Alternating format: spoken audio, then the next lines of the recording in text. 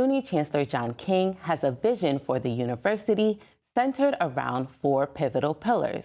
We recently sat down with the Chancellor to unpack what those are and his goals for the university moving forward. Here's that conversation. Thank you so much for joining us today, Chancellor. Thanks for the opportunity. Of course. Now, naturally, I wanted to get into your State of the University address. This year, your speech focused largely on 4 pillars, one of them being student success, and then research and scholarship, DEI, and economic development and upward mobility. So why were these specific pillars important to you and your overall vision for SUNY?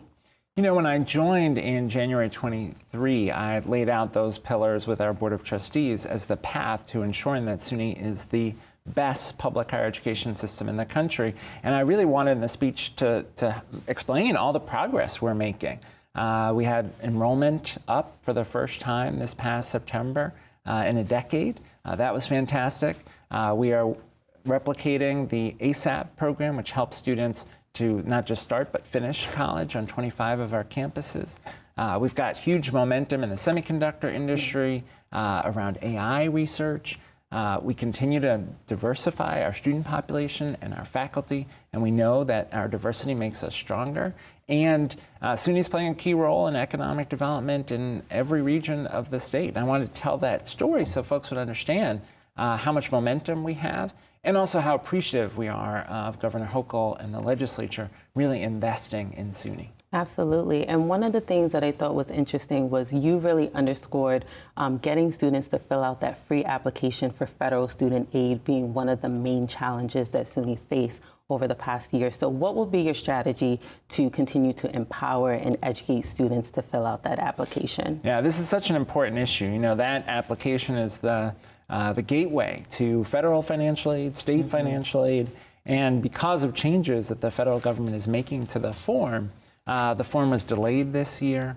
There were a number of technical glitches, and so as a country, we're actually behind on FAFSA completion. We're about 15–16% behind in New York. So we've got a lot of work to do to make sure that every student knows about it. Fortunately, we have great partnerships with K-12, with other higher ed institutions, and we're doing a lot to get the word out, offering information sessions. We've got a FAFSA completion corps, which is part of the AmeriCorps program, where our SUNY undergraduates are trained to help families complete that FAFSA.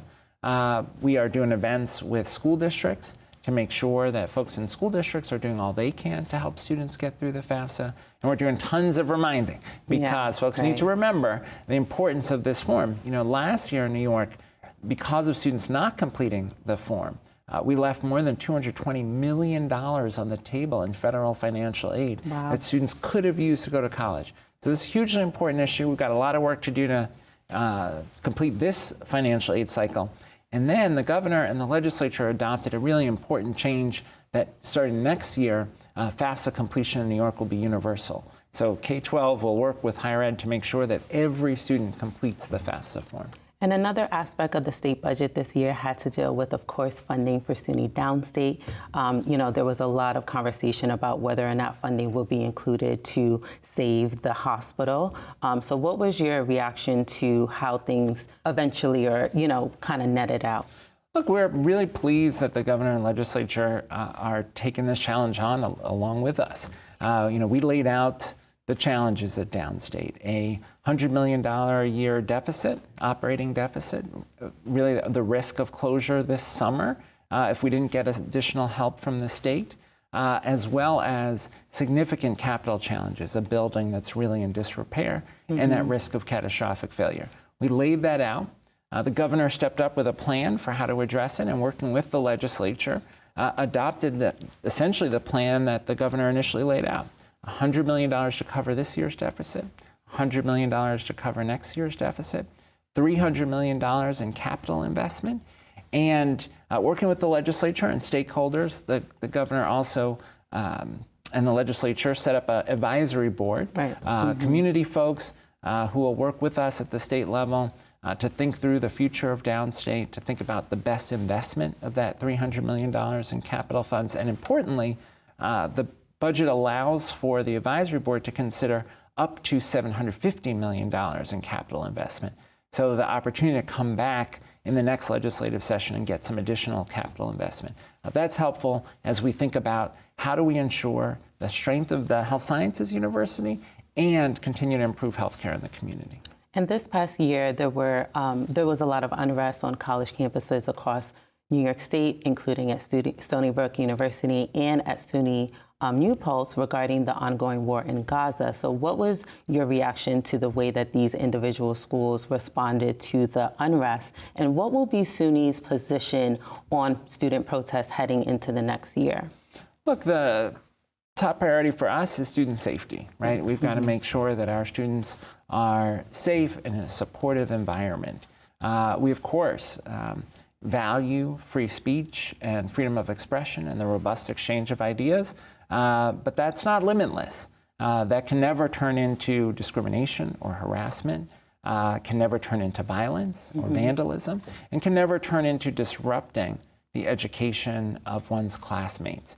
And so, we are very clear. We have content neutral time, place, and manner restrictions, right? You can't block the entrance to a building, for example, to prevent your classmates from going to class. And so there are rules around how free expression is exercised, and we're going to continue to make sure that our campuses are safe environments. I think the hard thing in this moment is we continue to condemn the horrific terrorist attack on October 7th. We continue to stand with the people of Israel against terrorism.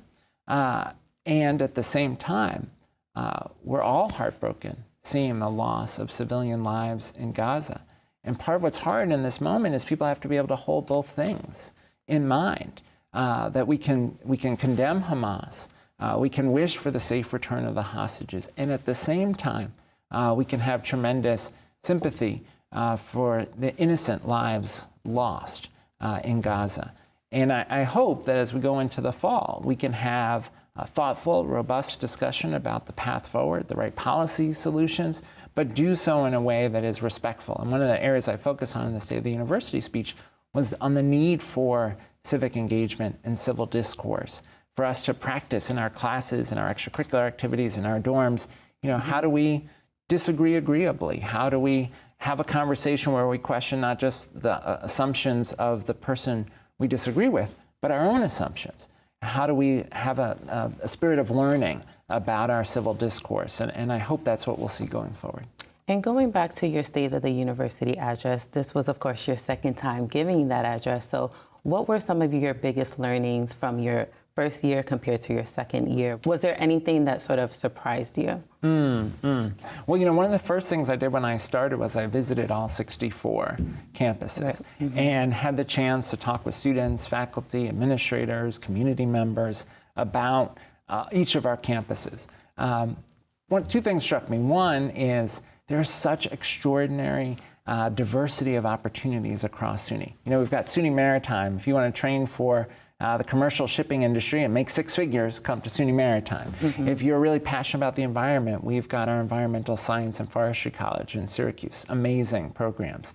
We've got tremendous arts programs at Purchase and Fredonia, and tremendous music program at Potsdam. Whatever you're passionate about. You want to be an engineer? We've got great programs at Binghamton, at Stony Brook, at UB, at SUNY Poly. So many opportunities. You're passionate about AI. So many learning opportunities at UB, at UAlbany. So the range of options, I think, is really exciting, and I hope we can help every New Yorker understand what great opportunities are available at SUNY. The second thing that struck me is so many challenges that impact student success. The need for more mental health services on campus. Students who are struggling with food insecurity and housing insecurity. Students, particularly in our community colleges, who are struggling with transportation, just getting to campus. Students who are struggling with how to navigate having a disability and making it through school. The good thing is, because of the generous support from Governor Hochul and the legislature, we've been able to dedicate resources to each of those areas. $10 million to expand mental health services, $10 million to expand supports for students with disabilities. We've been able to launch an effort to strengthen our food pantries across our campuses, and also to work with students to complete the SNAP application so they can get federal assistance to address food insecurity. So we're working hard to get rid of those obstacles for students because we want students not just to come to college, but to graduate and have access to success in our economy. And as you head into the summer and into your third school year leading the university, what would a successful semester or school year look like for you? Yeah, well, we want to continue to make progress in each of those areas, right? In student success, we want to make sure that we continue to grow as a system and that our students are graduating at even higher rates. We want to make sure that we are leading the way on research and scholarship. The governor launched a public-private partnership that will bring $400 million to New York to invest in artificial intelligence, invest in our leadership in artificial intelligence, funding from the state as well as philanthropy and private dollars. That is going to lead to a supercomputing site at UB, which will make us a national leader in that sector. So we want to continue to grow our work and our leadership in research and scholarship. We want to be a voice nationally for diversity, equity, and inclusion. Push back on these states that are banning the teaching of the truth about our history, things like denying the history of slavery. We want to push back on that and say, no, at SUNY in New York State, we're going to tell the truth about our history. We're going to prepare students to live in a diverse society and work in diverse employment settings. And then on economic development, we have so many opportunities to lead in preparing the healthcare workforce we need, ensuring the success of the growth of the semiconductor industry in New York. As Micron comes to Central New York, they're going to need lots of folks to work there. We want to prepare them. Global Foundries needs lots of folks to work there. We want to prepare them. And then the leadership opportunities in cutting edge areas like quantum physics, where really great work is happening at Stony Brook, or battery technology, where really great work is happening at Binghamton. So keeping that momentum going in the next year is critical. Absolutely. Well, certainly a lot to look forward to. Unfortunately, we'll have to leave it here for now, but we thank you so much for joining us today. Thanks so much. And we were speaking with the Chancellor of the State University of New York, John King. And for more on the Chancellor's vision for SUNY, you can visit our website. That's at nynow.org.